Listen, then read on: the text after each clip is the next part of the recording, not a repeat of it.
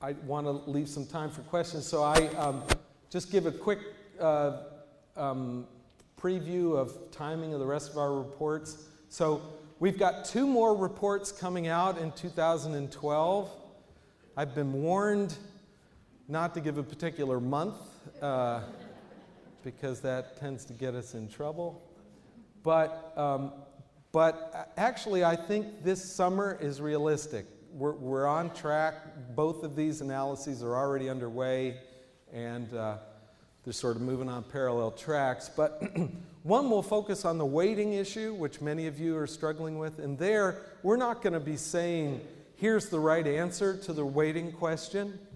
Rather, we're going to say, here are some different rationales for making weighting decisions. So if you want to maximize predictive power, here's the weights you might use. If you were trying to maximize reliability, here's some of the weights you might use. If you're trying to maximize some weighted combination of predictive power and reliability, here are the weights that you might want to use. So we're not going to be making recommendations about a particular weighting scheme. Rather, we're going to be looking at what are some different rationales and what would be the implications of those rationales.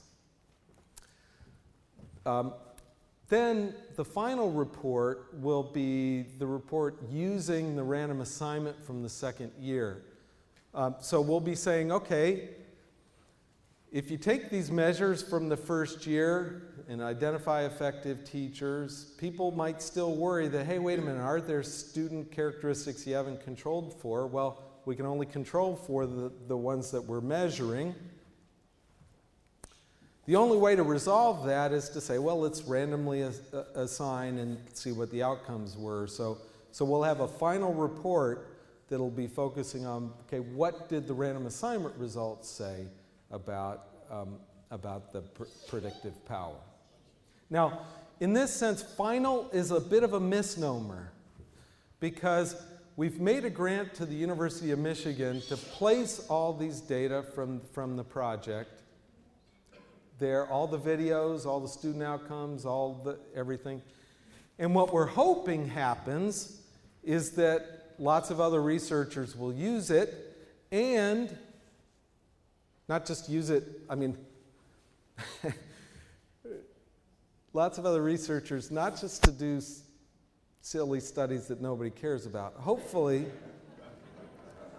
to do studies that would be helpful to you so that they'll be able to develop the next version of these instruments. So if Charlotte has ideas about how to make some changes to Framework for Teaching, or if Bob Pianta on class had some idea, or any of the teams had ideas about how to change their instruments, these videos will be available there and could be rescored and then checked against the student achievement outcomes and checked for reliability. So hopefully this is just the first step, and there'll be a lot of other studies coming along later that will be pushing this field further and refining these instruments further going forward. Now, just a last reminder of the, if I can get this thing to go ahead one more, the resources that I've mentioned.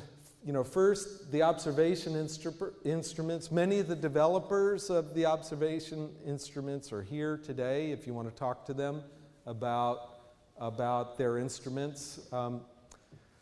The student surveys, there's a MET version of the tripod survey that is a shorter version. It's not the complete tripod that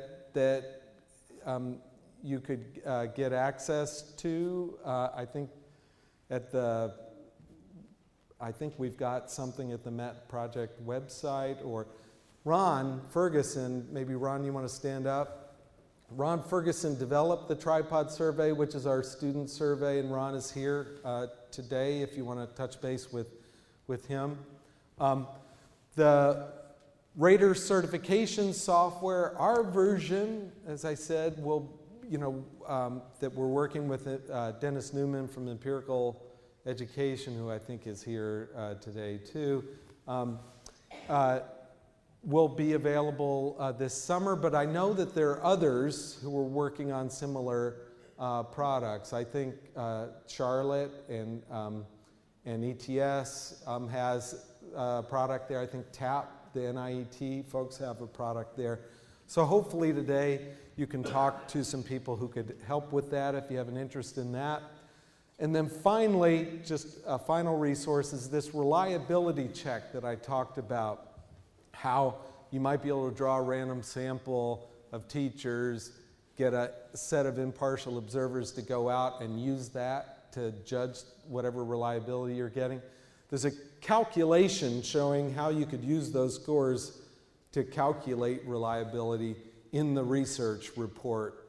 There are some copies in the back, but it'll be available at the MET Project website.